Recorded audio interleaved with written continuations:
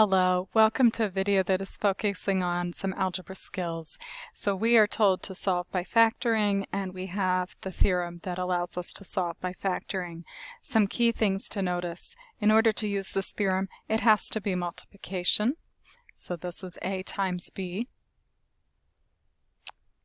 And it has to be equal to 0.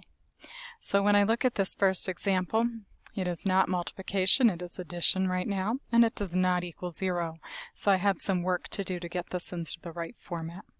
First thing I'm going to do is add 6 to both sides. That's the easiest thing because that gets it equal to 0. So that gives me x squared plus 5x plus 6 equals 0. Now I need to turn it into a multiplication problem, and that's where this idea of factoring is. Factoring is when we turn something into multiplication because factors are the parts that we multiply together. So I have these two sets of parentheses, and the way that I do this, I want to look for factors of 6. So factors of 6. And I want them to add to the middle term.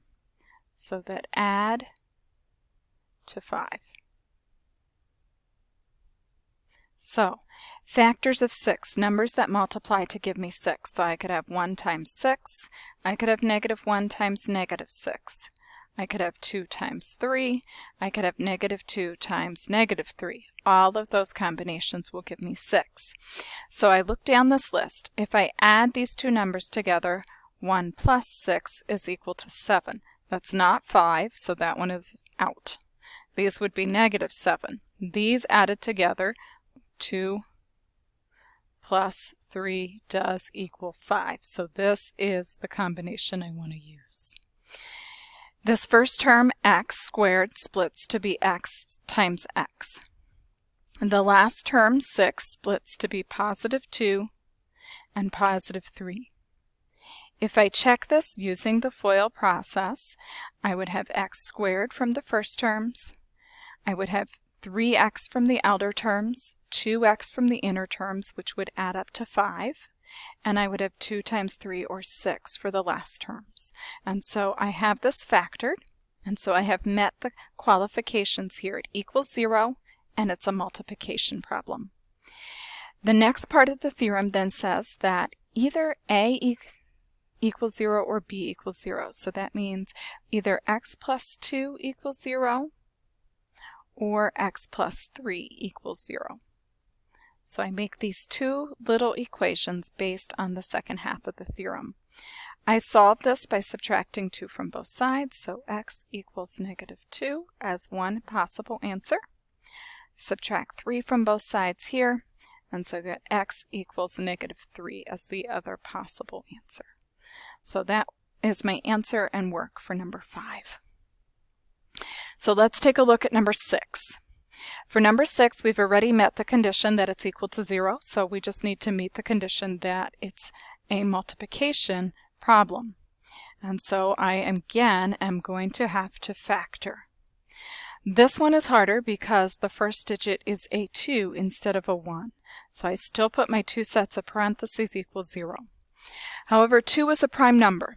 The only way that I can split it up is to have 1x and 2x. It doesn't matter which one I put first, which one I put second.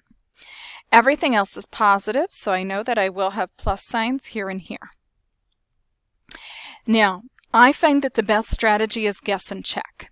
When I think about factors of 9, I think about either 1 times 9 or 3 times 3. And these are not going to add up to this middle number because I also have this first number that comes into play. So I am going to pick a pair of these, and then I'm going to check my work. And I'm going to pick 3 and 3. So 3 and 3. Now, when I check this, using the FOIL acronym to make sure that I check all parts of it. First terms, when I multiply them together, 1x times 2x is 2x squared, so that one checks out. Outer terms, 1x times 3 would be 3x, so my outer terms are equaling 3x. My inner terms, 3 times 2x is 6x.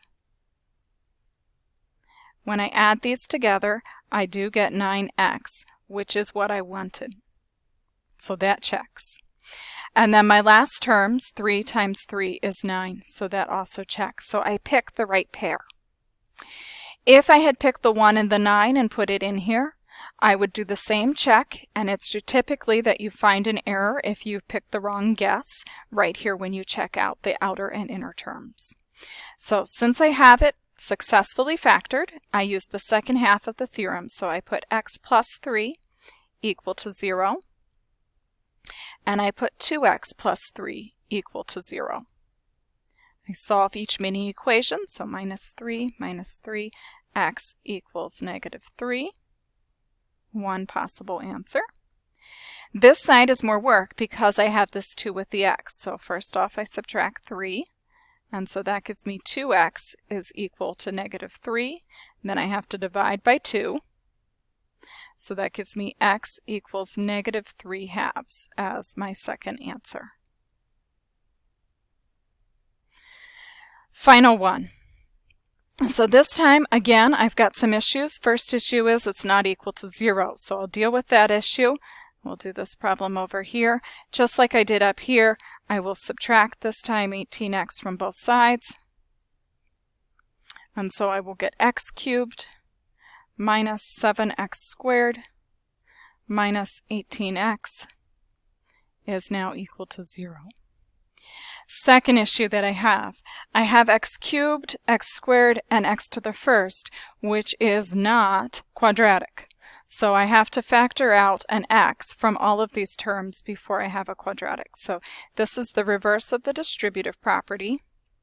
Since I pulled an x out in the front, each of these exponents go down, and I get to this.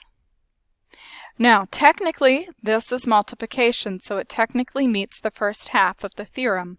However, this middle part is still going to be a challenge to solve, so I want to continue factoring.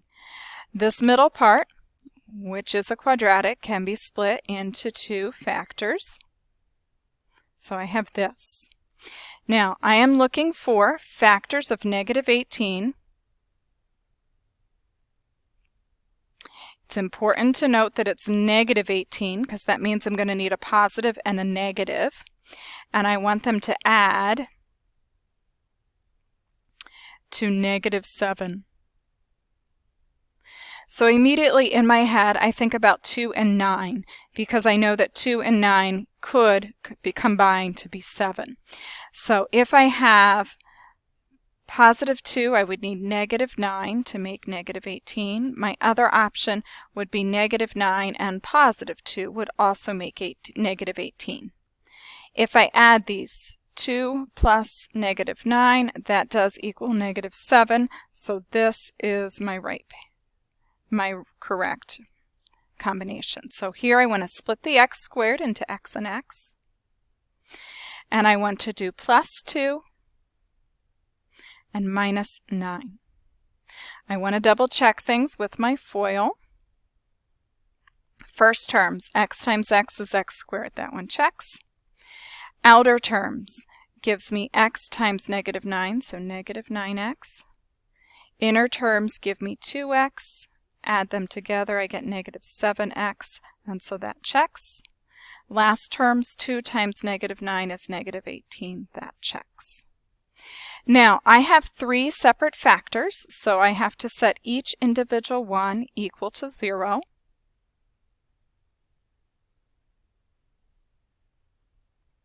My equations are easy to solve. First one's already solved. Second one, I'll subtract 2.